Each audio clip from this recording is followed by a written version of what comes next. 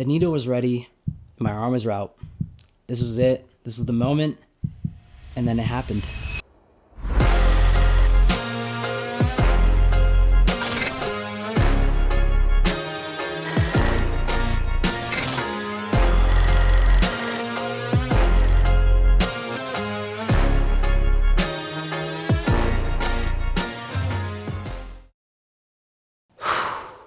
So I remember going into the office late at night. I would sneak onto the family computer and I would immediately go to YouTube. I kept looking over my shoulder because I was worried someone was gonna catch me and yell at me or something. As soon as I clicked on the music video, I was just hooked. I didn't have any headphones, but I just couldn't get myself to turn the music down because I had to feel it. It was something I'd never felt before. This whole new world, this whole new genre just appeared right in front of my eyes and I couldn't get enough of it. I needed all the lyrics, I needed all the raps, I needed all the melodies. I longed for it. I was 7 years old and I was dedicated to learning all the raps, learning all the lyrics, learning the melodies, just absorbing all of this music. I didn't know how much of an impact it would have on me almost 20 years down the road. I remember getting my first CD on Black Friday. I remember cracking it open and sneaking into my older sister's room to steal her boombox and put it in my room and just play the CD from the first track to the last and repeat it over and over and over again, just blasting it. And I'm pretty sure my parents were worried about their 7-year-old kid just listening to this amalgamation of raps and heavy guitars and screams and rock music, but they didn't really say anything because I was just jamming out. And if they did, I probably didn't hear them. The lyrics were imprinted into my mind and I couldn't get them out. Even when the music wasn't playing, I could just still hear it. For years, I kept listening to these songs and learning all the new ones, and I loved every second of it. And in 2015, my dream came true. I was finally able to see my favorite band live. And let me tell you something, that was one of the most special nights of my life. I remember the friends that I went with at the time told me after that I sang along to every single word. Yeah, sounds about right. Linkin Park has always had a very special place in my heart. They have been the most influential band that I've ever experienced. The music was more than just lyrics and a melody, some guitars and drums and bass. They were lessons, and they ultimately taught me something that I never would have realized had I not had the music. The summer of 2017 and 2020 were some of the worst experiences and times of my life. Some of the darkest moments that I've ever faced. I had lost relationships with people that I really loved. My mind was tormenting me with unwanted imagery and intrusive thoughts. You know, I've always heard that OCD and depression and anxiety were bad, but never in my wildest dreams would I have imagined this level of pain. And for the next couple of years, even though there were great highs, there were also very dark lows. I had felt really alone, and I pretty much lost all hope, to the point where I tried to just end it all. I had hit rock bottom, and it was really dark. But something that my sister always encouraged me to do whenever I was panicked, whenever I was anxious, was to listen to music. She knew how much it calmed me. Throughout all the many playlists that I had, Linkin Park was on every single one of those playlists. I had memorized all of their songs, I knew all the melodies, and they brought me so much peace that even after a 72-hour period of no sleep whatsoever, I was finally able to close my eyes and drift off into a sleep with Linkin Park as the soundtrack. When I was a kid, I never really understood the lyrics. I was just a kid that was bobbing his head, rocking out, jamming to the songs, trying to be a rapper, trying to scream at the top of his lungs, and just enjoying the feeling. But as I grew older, the lyrics started to make more sense. I realized that whenever I heard Chester's voice, I heard someone that was dealing with similar things that I was going through. And I heard a voice that represented not only me, but so many other people around the world that were struggling. And I felt like I knew him, and I felt like I knew the band, and they knew me personally. And listening to his voice helped me feel like I wasn't alone. The band showed me that I could get through all this pain and actually create something beautiful. I could create art. I had listened to every single song, every single music video. I'd seen them live in concert. I had watched them live on YouTube and stuff like that. The image of Chester just screaming into the mic, both hands on the microphone, and his tattoos just glowing were just seared into my mind. And I always wanted that energy.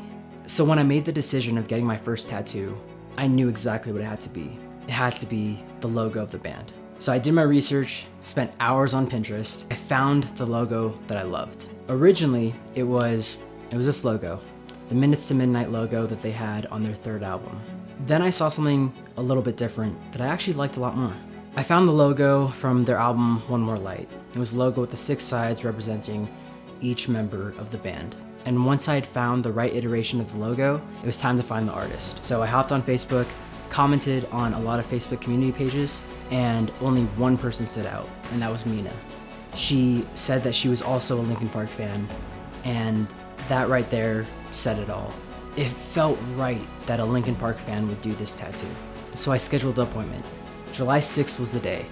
I drove 3 hours south just to get this tattoo done by her. So I made it to the studio, finally here. Driving to Salt Lake is insane, but I will say the vibes in here are legit dope. It's all dark and moody, and you know me, I like dark and moody. Yeah, I'm just chilling here, waiting for my time, and I'm excited. Linkin Park, I wore my Linkin Park shirt. I just realized they're playing a Linkin Park song. I don't think it's actually Linkin Park singing, I think it's a cover of Heavy. I mean, come on, that's pretty dope. I mean, it's like it was meant to be. When I got there, I was super nervous. I was sweating, it was hot. I walked into the studio and it was really cool. The vibes were just great, and I met Mina and we got started on the tattoo.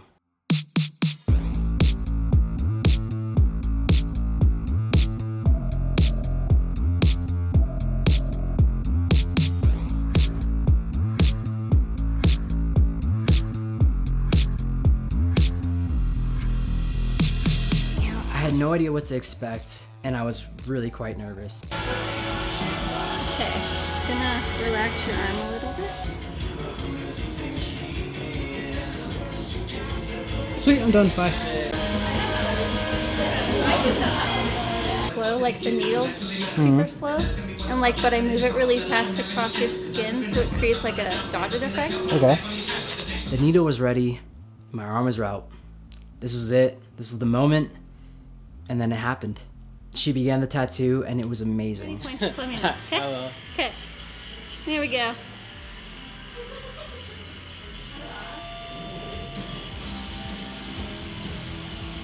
How's that? Not bad? That felt so, not like what I expected. While she was working on the tattoo, she actually played the Linkin Park radio. That was a really special addition to the whole experience because I felt like they were right there with me. I just want to pay tribute to him, or just to the band in general, because they saved me. He was like an influential person. Yeah, talk about him all day. Well, Talk about them all day. I am honored to do it. Thank you. I've been listening to Linkin Park for as long as I can remember. Yeah. I remember being like a little kid, probably like 5 or 6 years old. Yeah. My parents would walk by my room and they'd just be hearing giving up, just the most hardcore 17-second scream, and they'd be like, is he all right? And my sister was just like, he's fine, let him be. And I'm like, thanks. At some point in the session, I mentioned that One More Light was my favorite song, and I'm pretty sure she did this on purpose, where by the end of the tattoo, she had queued One More Light up so that when she did the final wipe, the song was playing. And right then, all the emotions just hit me. I looked down at my arm. This arm that has been through so much. It's been through a motorcycle accident. It's been through self-inflicted injury and constant self-abuse. This arm was covered in scars from past demons. You know, to others, this might just be a symbol of a band. To some, it might be a tribute. But to me, it's a reminder. It's a reminder of all the lessons that this band has taught me. The lessons that I'm not alone, that I am stronger than I think I am, and I know that I'm stronger. All the things that I've gone through in my life, I've won those battles. I'm still here today, and as weird as it may sound, I wouldn't change any of those things because if I had, I wouldn't be the person I am today. This is a reminder of the victories that I've had. It's a reminder of the support that I've had, of all the people that have never given up on me.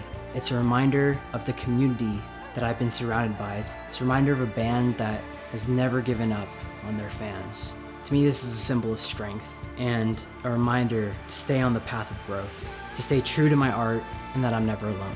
That's why I'm so happy about my first tattoo. Not only did it come out great, but it helps me tell a story, helps me tell my story, and hopefully this can motivate others to stay strong and to keep working and to know that they are stronger than they've ever imagined. I mean, after all, that's what this amazing band has been doing for almost 25 years. Guys, I'm super happy about my first tattoo. I'm super grateful that you guys checked out this video. If you guys are looking for a tattoo artist, check out Mina. She's amazing. I'll leave her information below. If you guys like this video, please sure to hit that like button. Comment down below if you guys have a Linkin Park tattoo or a tattoo in general. Tell me the story, I would love to hear it. If you guys are fans of the band or just love tattoos, just let me know. I want to hear your stories. If you guys want to see more travel content, photography content, subscribe to the channel. Remember guys, take it one step at a time, make Chester proud, and I'll see you all later. Peace. Stoked on that.